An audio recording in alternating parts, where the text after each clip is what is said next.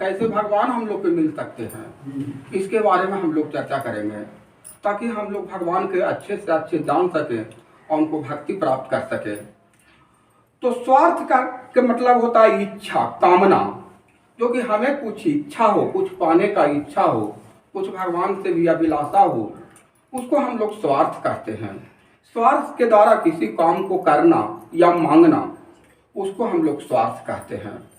दूसरा है कि परमार्थ है। परमार्थ जो निस्वार्थ भाव से, उसमें किसी प्रकार का स्वार्थ छिपा ना हो, उसे हम लोग परमार्थ कहते हैं। माने निस्वार्थ भाव से, जिसको उपकार भी हम लोग कहते हैं, निष्काम भाव। हाँ, निष्काम भाव से, निष्काम, निस्वार्थ, माने कोई कामना नहीं, उसको हम लोग निस्वार्थ कहते हैं। तो जैसे हमारे ध्रुव जी जो थे, वो 5 वर्ष के अवधि में भगवान का भक्ति किए थे, लेकिन ध्रुव जो है वो अपने पिता उत्तानपाद के गोद में जा करके बैठ गए। लेकिन ध्रुव का विमाता जो थी, तो उन्होंने ध्रुव को हाथ पकड़ करके उत्तानपाद के पिता के गोद से बाहर कर दी, हटा दी, और उन्होंने बोली कि तुमको उत्तानपाद के गोद में बैठने के लिए तुम्हारे मेरे गर्भ से पैदा लेना चाहिए था, लेकिन तुमने मेरे गर्भ से पैदा ना लेकर के तुम सुनीति के गर्भ से पैदा लिए हो, इसलिए तुम उत्तानपाद के गोद में बैठने लायक नहीं हो। ध्रुव को तो बहुत भारी असंतोष उत्पन्न हुआ, दुख हुआ इनको। ये माता सुनीति के पास ध्रुव चले गए और माता सुनीति से इस प्रकार से वो भावना प्रकट किए कि माता, वो विमाता जो थी वो मुझे गोद से उतार दिया। लेकिन जो सुनीति जो थी, उन्होंने ऐसा बदले की भावना के बारे में कभी नहीं सोची और नहीं अपने पुत्र को सलाह दी। अगर कोई भी उस तरह से घर परिवार में देखते हैं कि अगर ऐसा घटना अगर घट जाए तो लोग द्वेष में आ जाते हैं और एक दूसरे के मारने काटने के लिए तैयार रहते हैं। तो उस अवस्था में जो है हम लोग भगवान से वंचित हो जाते हैं और लड़ाई झगड़ा में पड़ करके अपना जीवन को वो बर्बाद कर देते हैं। तो वहां पर सुनीति जो है ध्रुव को एक ऐसा ज्ञान प्रदान की कि तुमको जो इच्छा है, जो स्वार्थ की भावना है, वो स्वार्थ तुमको भगवान की द्वारा पूर्ति हो सकता है। इसके लिए तुम भगवान के शरण में जाओ। भगवान ही स्वार्थ और निस्वार्थ माने दोनों भाव से, स्वार्थ और परमात्म भाव से तुमको मदद करेंगे। दूसरा कोई करने वाला इस संसार में नहीं है। उस ज्ञान को ध्रुव के माता सुनीति ने दी, जिसको ज्ञान पाने के लिए बहुत से ऋषि मुनि लोग ललायित रहते हैं। सोचिए ज्ञान कैसा है कि हम लोग उस समय ध्रुव द्वेष ना कर करके और उनका माता द्वेष ना कर करके, और उन्होंने सलाह दी कि अगर तुमको स्वार्थ और परमार्थ की जरूरत है, पिता की गोद में बैठने की आवश्यकता है, तो तुम पहले भगवान के शरण में जाओ और भगवान का भजन करो। भगवान का भजन करने से तुमको स्वार्थ और परमार्थ दोनों की प्राप्ति हो जाएगी। यह सोच करके ध्रुव जो है तुरंत प्रस्थान कर दिए और तुरंत भगवान के शरण में लीन हो गए। 5 वर्ष की अवस्था में उन्होंने भगवान से दर्शन प्राप्त कर लिया और सिर्फ भगवान से दर्शन ही प्राप्त नहीं किया, उन्हें भगवान से अखंड राज भी प्राप्त कर लिया, सिंहासन तक प्राप्त हुआ। इनके भगवान के कृपा से। किस लिए? भक्ति के मार्ग अपनाने के लिए।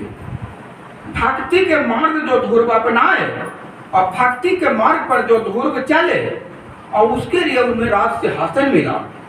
इतना ही नहीं, राज सिंहासन सिर्फ नहीं मिला, उनका जो है ध्रुव तारा के रूप में उत्तर दिशा में शाश्वत रूप में अभी भी विद्वान है।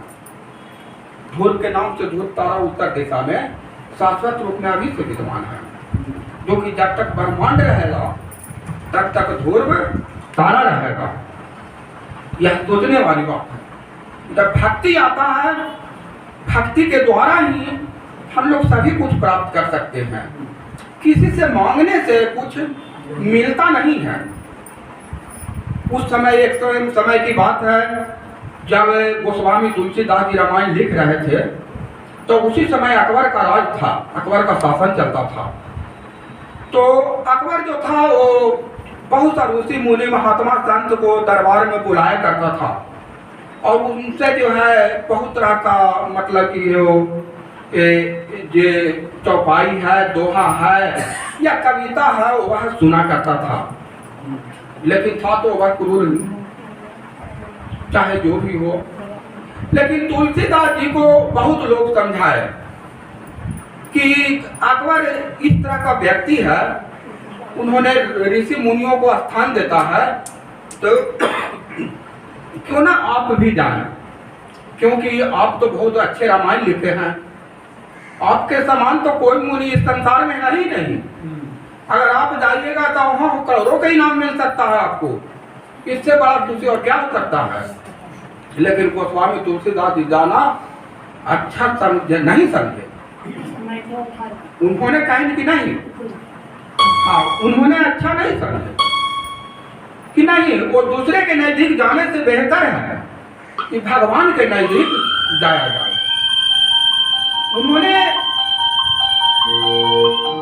बंद कीजिए, उन्होंने साफ तौर पर ध्रुव के बारे में बताया कि ध्रुव संग लानी जब व्यवहारी नाऊ और पाऊ अचल अनुपम ठाऊ, जो कि बालकांड के 25वां दोहा के 6वां चौपाई में लिखा हुआ है।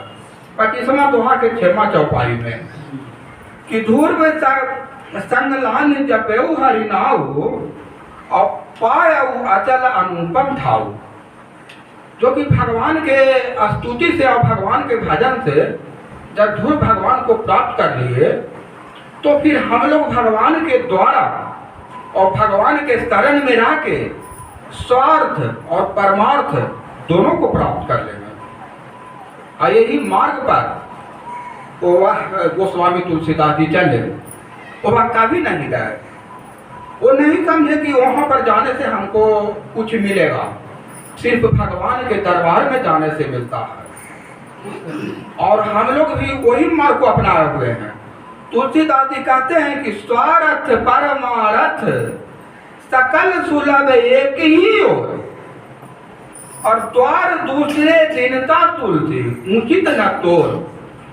तुलसीदास जी कहते हैं कि स्वार्थ और परमार्थ सकल शुभ एक ही ओर से प्राप्त हो सकता है, वह सिर्फ भगवान के दरबार में ही प्राप्त हो सकता है, दूसरा कहीं नहीं हो सकता है और दूसरा उस चीज को कोई दे भी नहीं सकता है।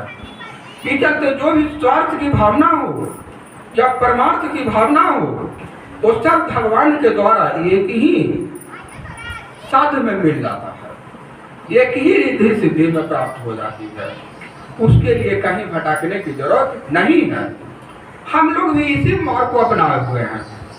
हम लोग भी श्री सीताराम मिन्ता ट्रस्ट बना है। मैंने सोचा कि इसमें कैसे सेवा किया जाए, कैसे लोगों को सहयोग किया जाए, तो इसमें ऐसे सहयोग मांगने से मिलता नहीं है। हमने मार्ग को, भक्ति मार्ग को अपनाया कि भक्ति मार्ग के द्वारा ही हमें सब चीज प्राप्त हो सकता है। भगवान राम ही सब कुछ कर सकते हैं। जैसे हम लोग भी या आप लोग भी हैं, भक्ति मार्ग एक अच्छा साधन अपनाए हैं और भक्ति मार्ग के अनुसार भगवान के भक्ति करने के लिए यहाँ पर आते हैं और आपको इसका फल सारा चीज आपको प्राप्त होगी। एक दिन न एक दिन सारा चीज आपको सुलभ हो जाएगी।